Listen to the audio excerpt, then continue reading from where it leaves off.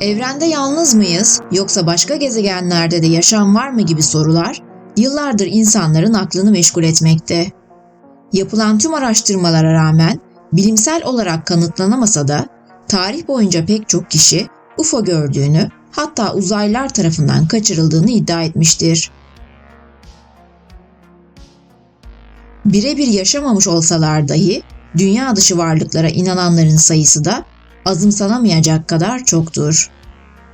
1961 yılında vuku bulan bir olay, UFO'ların varlığına dair en ciddi kanıtları ortaya koydu ve araştırmalara yeni bir soluk getirdi. Olayın kahramanları Amerikalı Barney ve Betty Hill. Bu vakayı önemli kılan en önemli unsur, Barney ve Betty Hill'in çift olarak uzaylılar tarafından kaçırılan ilk ve tek kişiler olmasıydı. 12 Mayıs 1960 yılında evlenen Betty ve Barney Hill çiftinin hikayesi 60'lı yıllarda çok da alışıldık olmayan türdendi.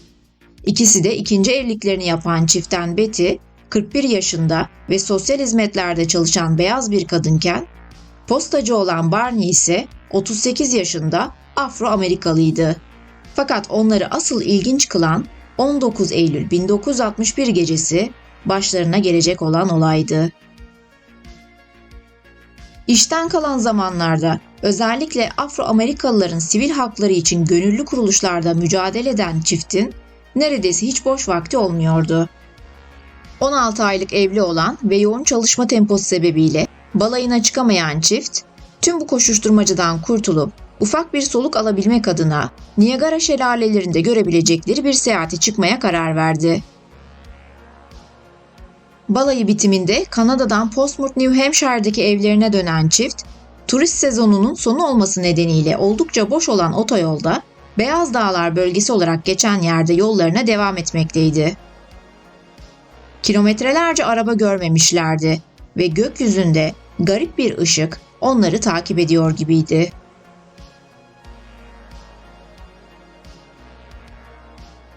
Betty ilk başta bunun kayan bir yıldız olduğunu sandı ama ışık garip bir şekilde yukarı doğru hareket ediyordu. Hızlı ve tuhaf hareketler yapıyor ve gittikçe büyüyordu. Betty hem daha yakından bakabilmeleri hem de bu arada köpekleri Delsey'i yürütebilmeleri için Barney'e kenara çekmesini söyledi ve dürbünle ışığı inceleyen Betty, "Eğer bunun bir uydu ya da yıldız olduğunu düşünüyorsan tamamen saçmalıyorsun," dedi. İkinci Dünya Savaşı'nda görev almış olan ve pragmatik bir kişiliğe sahip, doğaüstü olaylara fazla inanmayan Barney, ilk başta buna çok büyük bir anlam yüklemedi. Ticari bir uçak için saatin geç olması, helikopter olması için fazla sessiz hareket ediyor olması sebebiyle Barney bunun yörüngesinden çıkmış bir uydu olabileceğini düşündü. Fakat daha sonra fikrini değiştirdi. Çünkü ışık hem çok hızlı ve zigzaglar çizerek hareket ediyor hem de gittikçe onlara yaklaşıyordu.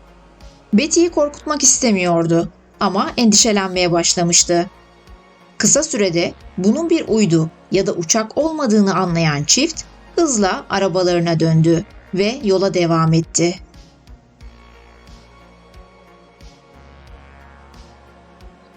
Dolambaçlı yollara sapmalarına rağmen ışık onları takip etmeye devam ediyordu.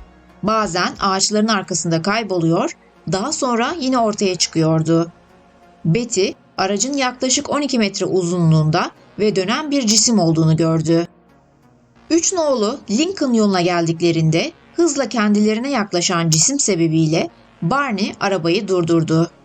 Cisim, çiftin 1957 model Chevrolet arabasının yaklaşık 30 metre yukarısında asılı kaldı.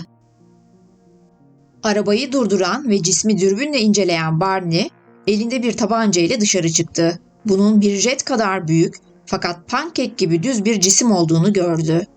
Aracın içinde 10 civarında gri renkte insanımsı varlıklar vardı ve içlerinden biri Barney'e yerinde kalmasını ve bakmaya devam etmesini söyledi.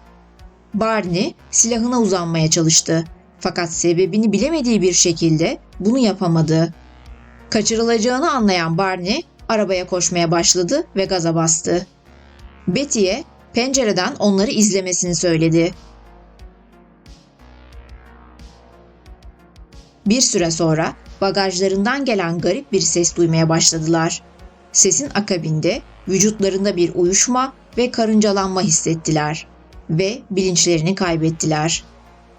İkinci bir gürültüyle tekrar bilinçleri geri gelen çift kendilerini 35 mil güneyde buldular. Evlerine döndüler fakat geçen son 2 saat onlar için adeta kayıp bir zamandı. Neler olduğunu hatırlamıyorlardı. Arabalarında ve Betty'nin elbisesinde garip lekeler vardı. Betty'nin elbisesinin fermuarı yırtılmış, Barney'nin ayakkabıları aşınmıştı.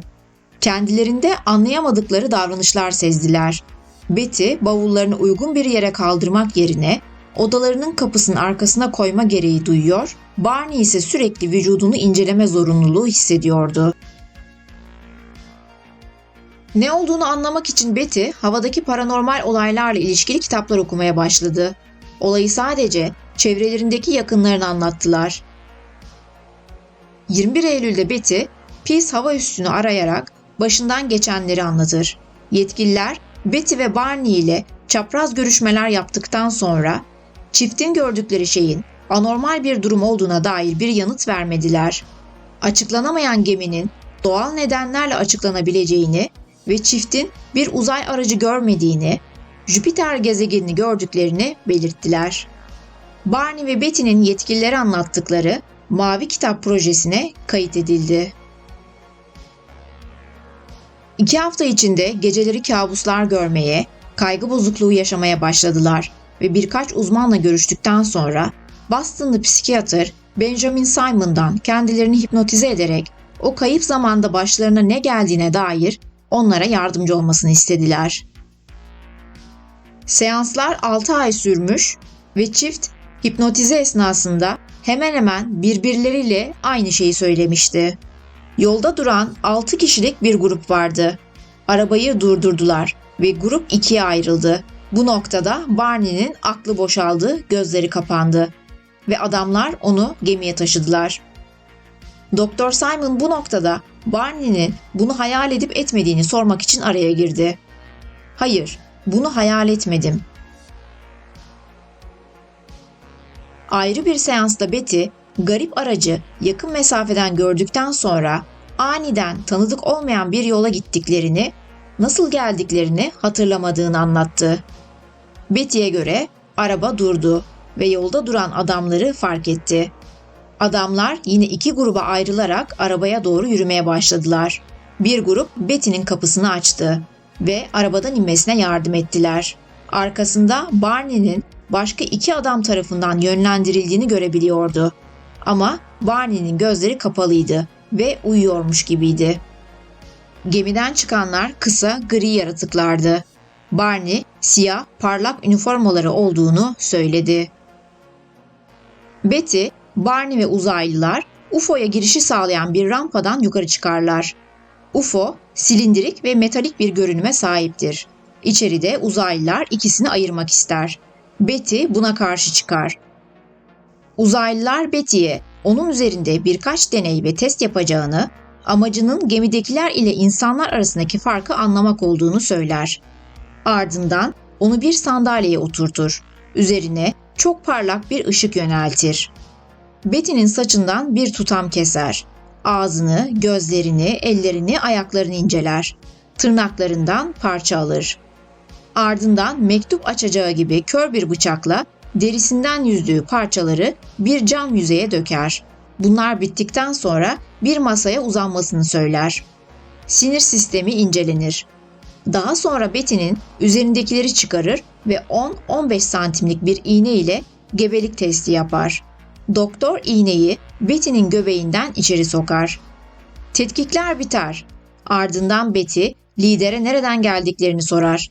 Lider, duvardan Betty'nin hiç görmediği bir harita indirir. Betty'nin cennetin haritası dediği ve üzerinde sayısız yıldız ile gezegen bulunan bir haritadır bu. Gezegenleri tanımlayan değişik satırlar bulunmaktadır.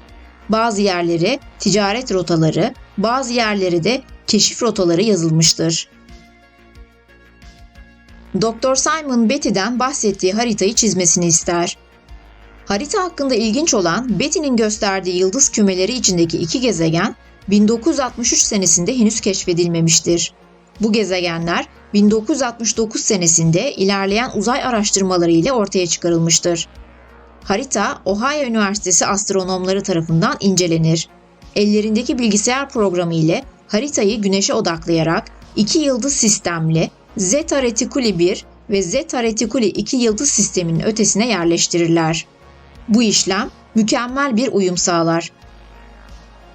Dr. Simon, Betty ve Barney'nin hikayeyi uydurduğunu asla düşünmedi. Fakat özellikle de ayrıntıların çoğunun Betty'nin olaydan sonra gördüğü rüyalarla eşleşmesinden dolayı Betty'nin kaçırılma olayını rüyasında gördüğü ve Barney'nin onun hikayesini özümsediği sonucuna vardı. 70'lerin bir radyo programında "Bu insanların dürüstlüğüne inanıyorum" dedi. Betty, Dr. Simon'ın teşhisine inanmadı. Hala kaçırıldığını düşünüyordu. Fakat ikisi de hayatına devam etmeye karar verdi. Konu hakkında pek çok psikolog ve UFO uzmanı araştırmalarda bulunsa da bu vaka bir sonuca varamadı.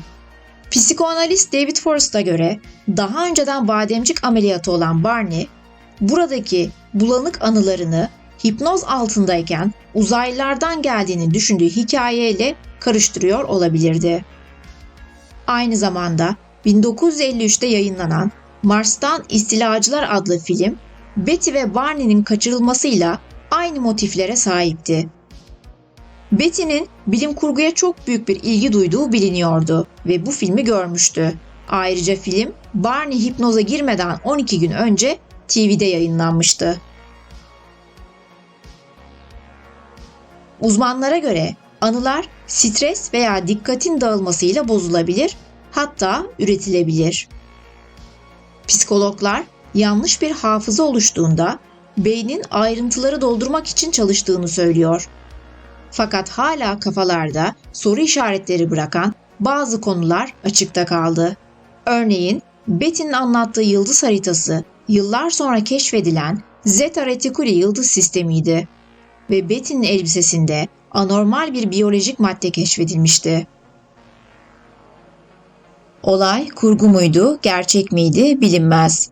Ama UFO fenomeni konusunda tarihteki en önemli vakalardan biri olarak varlığını sürdürecek gibi görünüyor.